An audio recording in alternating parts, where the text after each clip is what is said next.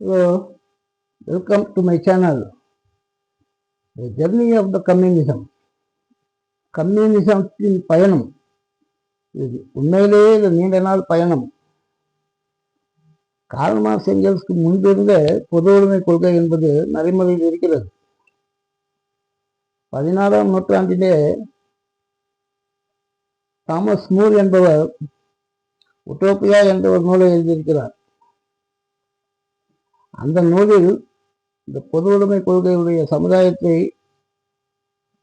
எப்படி அமைத்திருப்பார்கள் என்பதை பற்றி விளக்கியிருப்பார். அந்த நூலை ஆதாரமாக கொண்டு பல பேர் உட்டோப்பியன் சோசியலிஸ்ட் என்று அழைக்கப்பட்டார்கள். கார்ல் மார்க்ஸ் எங்கெல்ஸ் காலத்தில் கூட இந்த சோசியலிஸ்ட்கள் இருந்தார்கள்.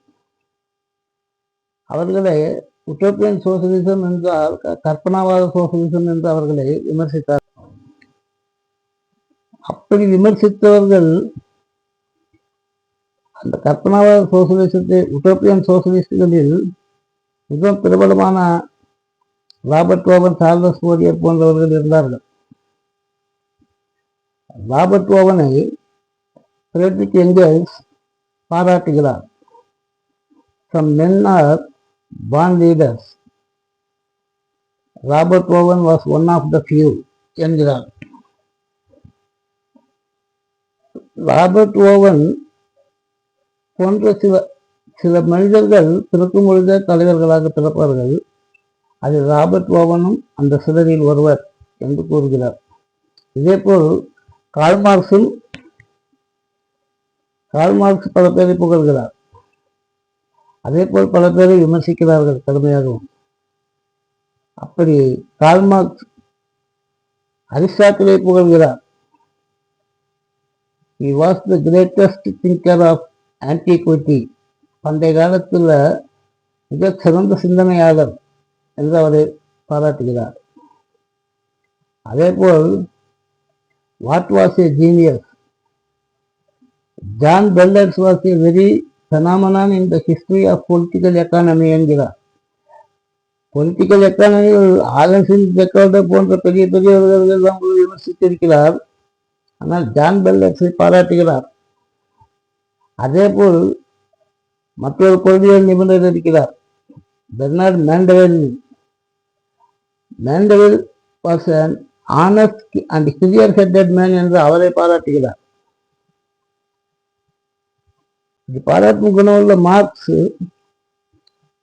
சில பேர் படுமோசமாகவும் கடுமையாகவும் விமர்சிக்கிறார்.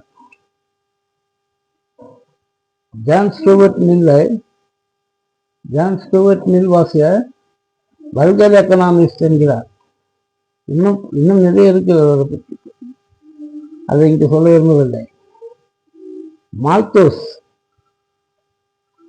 மால்தூஸை he was a master of plagiarism என்கிறார். The History of England என்ற புத்தகத்தை எழுதின தாமஸ் பாபிங்டன் மெக்காலே அதே நம் இந்தியாவின் கல்வி முறையை கொண்டாந்தார் என்று அண்மையில் நம் இந்திய பிரதமர் மோடி கூட விமர்சித்தார். அந்த மெக்காலே அவரை கார்ல் மார்க்ஸ் கடுமையாக விமர்சிக்கிறார். Macaulay has falsified English history in the interest of the Whigs and the bourgeois அப்படிங்கிறார். விக்ஸ்னா லேண்ட்லார்ட்ஸ், bourgeoisனா கேபிட்டலிஸ்ட். இன்னும் மேலும் அன்றைய காலத்தில் 10, 12, 14 வயது சிறுவர்கள் எல்லாம் இங்கிலாந்தில் வேலை செய்தார்கள். 14 மணி நேரம் அவர்களுக்கு வேலை நேரம். அவர்கள் அந்த வேலை நேரத்தை குறைக்குமாறு போராடி 1770 போராட்டம் ஆரம்பித்தால் 1833 63 வருடங்களுக்கு பிறகு இங்கிலாந்து பார்லிமெண்ட் 2 மணி நேரம் வேலை நேரத்தை குறைத்தது. 14 மணி நேரத்திலிருந்து 12 மணி நேரமாக குறைத்தது. வாட் ஏ ப்ராக்ரஸ் என்று பாராட்டுகிறார் மெக்காலே. அவர் எழுதிய இந்த ஹிஸ்டரி ஆஃப் இங்கிலாந்து புத்தகத்தில் எல்லாம் கூட வரலாற்றை எல்லாம் திருப்பி எழுதியிருக்கிறார். அதனால் தான் அவரை மார்க்ஸ் கடுமையாக விமர்சிக்கிறார். Macaulay falsifier of the history Macaulay is systematic falsifier of the history அப்படின்னு எழுதுறார். Macaulay was a Scotch psychopath. இப்படியெல்லாம் அவரை வரலாற்றை திருச்சி எழுதக்கூடியவர் என்பதை அவரை பற்றி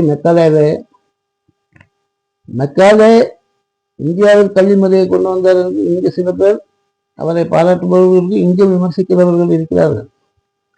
அவர் அதுபோல வரலாற்றை திருப்பவர் என்றும் மார்க்ஸ் அவரை விமர்சிக்கிறார்.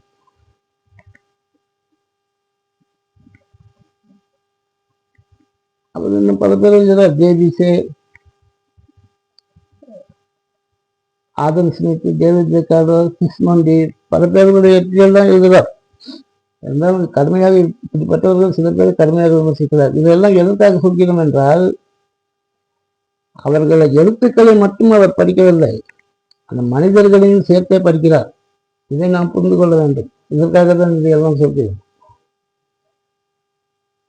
மார்க்ஸ் மனிதனையும் சமுதாயத்தையும் மனிதனையே முன்னிறுத்தி தான் அவருடைய சிந்தனைகள் எல்லாம் இருந்தன.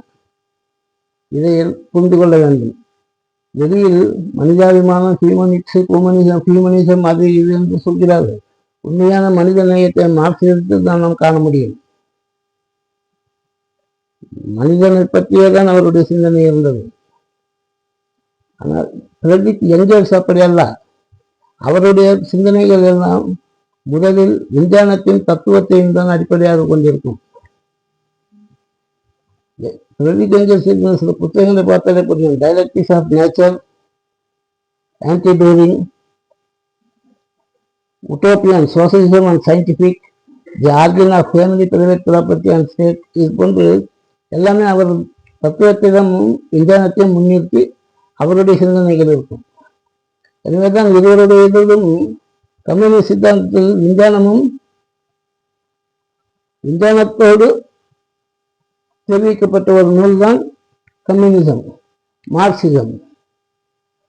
அந்த அடிப்படையில் எழுதப்பட்டதுதான் கார்ல் மார்க்சின் கேபிட்டல். எனவே இந்த கம்யூனிஸ்ட் தத்துவத்தில் ஒரு முக்கியமான ஒரு விதி வந்து இருக்கிறது, முரண்பாட்டு விதி என்று. இந்த முரண்பாடுகள் தான் அனைவருக்கும் காரணம். இந்த முரண்பாட்டு விதியை பற்றி 2 விதமான முரண்பாடுகளை சொல்கிறார்கள். The law of unity and conflicts of opposites. அதாவது எதிர்மறையில் இருக்கிறதே ஒற்றுமையும் போராட்டமும் இருக்கும். இந்த முரண்பாட்டு விதி 2 விதமான முரண்பாடுகளை கொண்டிருக்கும். ஒன்று இயற்கையில் தானாகவே இருக்கும் முரண்பாடுகள், மற்றொன்று மனித சமுதாயத்தில் மனிதர்களால் உருவாக்கப்பட்ட முரண்பாடுகள். இயற்கையில் இருக்கும் சகஜமான முரண்பாடுகளை நாம் ஒன்றும் செய்ய முடியாது. இரவு பகல், ஆண் பெண், பிறப்பு இறப்பு, இரவு வெளிச்சம், வெயில் மழை, நேற்று இன்று, இன்று நாளை, இப்படி இவையெல்லாம் நாம் ஒன்றும் செய்ய முடியாது. அதை பிரிக்க வேண்டும் நினைத்தாலும் பிரிப்பதில் உபயோகம் இருக்காது. ஒரு இரவும் பகலும் சேர்ந்து தொடர்ந்து இருந்தால்தான் அது ஒரு நாளாகும். ஒரு ஆணும் பெண்ணும் சேர்ந்து இருந்தால்தான் ஒரு சமுதாயம் வளரும். எனவே இவற்றையெல்லாம் பிரிக்க முடியாது. மனித சமுதாயத்தில் மனிதர்களால் ஏற்படுத்தப்பட்ட முரண்பாடு, செல்வம் வறுமை, ஏழை பணக்காரன், முதலாளி தொழிலாளி, எஜமான சேவகன், நன்மை தீமை, கஷ்டம் சுகம், சரி தவறு, இது போன்ற முரண்பாடுகள் எல்லாம் மனிதர்களால் ஏற்படுத்தப்பட்டவை. இவற்றினுடைய மூல காரணத்தை தெரிந்து கொண்டு இவற்றை கண்டிப்பாக அகற்ற வேண்டும். இதை கண்டிப்பாக அகற்ற வேண்டுமானால் மூல காரணத்தை அகற்ற வேண்டும். மூல காரணத்தை அகற்றினால் இவையெல்லாம் தானாகவே நீங்கிவிடும். மூல காரணம் என்ன? சுரண்டல், எக்ஸ்பிளாய்டேஷன். சுரண்டல் என்றால் என்ன? உழைப்பு என்றால் என்ன? மதிப்பு என்றால் என்ன? பணம் என்றால் என்ன? உலக தொழிலாளர்களே ஒன்று சேருங்கள். இந்த முழக்கத்தின் அர்த்தம் என்ன? ஏன் உலக தொழிலாளர்கள் ஒன்று சேர வேண்டும்? இது போன்ற பலவிதமான எண்ணற்ற கேள்விகளுக்கு விடை தேடி அலைந்து கொண்டிருந்த மனித சமுதாயத்திற்கு விஞ்ஞான பூர்வமான பதிலை கொடுத்த ஒரே நூல்தான் கேபிட்டல், மூலதனம். இந்த கேபிட்டல் கண்டிப்பாக படிக்க வேண்டும். கேபிட்டலை பற்றி அறிமுகத்தோடு ஆரம்பிப்போம். 19ஆம் நூற்றாண்டில் ஜெர்மனியின் தத்துவ சாஸ்திரமும் பிரிட்டனில் ஆங்கிலேயர்களின் பொருளாதார தத்துவமும் பிரெஞ்சு சோசலிஸ்ட் சித்தாந்தமும் இந்த மூன்றும் பிரபலமாக இருந்தன. இந்த மூன்றையும் சேர்த்து அதில் இருக்கும் அசாஸ்திரியமான விஷயங்களை நீக்கிவிட்டு அதில் உள்ள கருத்துவாத தன்மைகளையும் அகற்றிவிட்டு ஒரு விஞ்ஞான பூர்வமாக ஒரு ஒரு சித்தாந்தத்தை கொடுத்ததுதான் மார்க்சிசம். அதை தழுவப்பட்டதுதான் கேபிட்டல். எனவே கேபிட்டல் அனைவரும் படிக்க வேண்டும். முதலில் கேபிட்டலில் இருந்து தெரிந்து கொள்வோம். கேபிட்டல் இருந்து ஆரம்பிப்போம். வாருங்கள், பயணிப்போம். அன்றைய காலத்து மனிதர்கள் இயற்கையில் கிடைத்த பழங்களையும் கிழங்குகளையும் தின்று வாழ்ந்தனர். அவர்களுக்கு பொருள்களை கொடுத்து பொருள்களை மாற்றிக்கொள்வதெல்லாம் தெரியாது. மனித சமுதாயம் முன்னேறி கொண்டு வரும் தருணத்தில் சில பேர் சில பொருட்களை தயாரிக்க கற்றுக்கொண்டார்கள், மற்றும் சில பேர் மற்ற சில பொருட்களை தயாரிக்க கற்றுக்கொண்டார்கள். அவ்வாறு தயாரித்த பொருட்களை தங்களுக்கு தேவையான பொருளை மற்றவர்களிடம் பெற்றுக்கொண்டு மற்றவர்களுக்கு தேவையான பொருளை தங்களிடம் இருப்பதை கொடுத்து பரிவர்த்தனை செய்து கொண்டார்கள். இவ்வாறு பொருளை கொடுத்து பொருளை மாற்றிக்கொள்ளும் இந்த முறையை பண்டமாற்று முறை என்றும் பார்ட்டர் சிஸ்டம் என்றும் அழைக்கப்பட்டது. பொருளை கொடுத்து பொருளை மாற்றும் பரிவர்த்தனை முறை பலவித பரிணாமங்களை கடந்து இன்றைக்கு இருக்கும் எக்ஸ்சேஞ்ச் சிஸ்டம். பணத்தை கொடுத்தால் எது வேண்டாம் வாங்கிக் கொள்ள முடிகிறது. பணத்தை கொடுத்தால் எதையும் கற்றுக்கொள்ளலாம். அது எப்படி வந்தது? இந்த பணம் எங்கிருந்து வந்தது? பணம் என்பது என்ன? பணம் எப்படி வந்தது? இவையெல்லாம் கடந்து வந்த அந்த பரிணாம கிரமங்களை பார்ப்பதுதான் இனிமேல் நாம் செய்ய வேண்டியது. இரண்டு பொருட்கள் ஒன்றோடு ஒன்று பரிவர்த்தனை ஈடுபடும் பொழுது அந்த பொருட்கள் சரக்குகளாக மாறுகின்றன. ஒரு பொருளை தானே தயாரித்து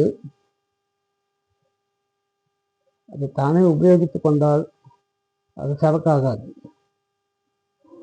மற்றவருக்கு இனமாக கொடுத்தாலும் அது சரக்காகாது. இரண்டு சரக்குகளும் ஒன்றுக்கொன்று பரிவர்த்தனையில் ஈடுபடும் பொழுதுதான் அது சரக்காக மாறும். இந்த இரண்டு சரக்குகளின் தன்மைகளை பற்றி ஆராய்வதில் இருந்துதான் கேபிட்டல் ஆரம்பமாகிறது. கேபிட்டலை தொடர்வோம்.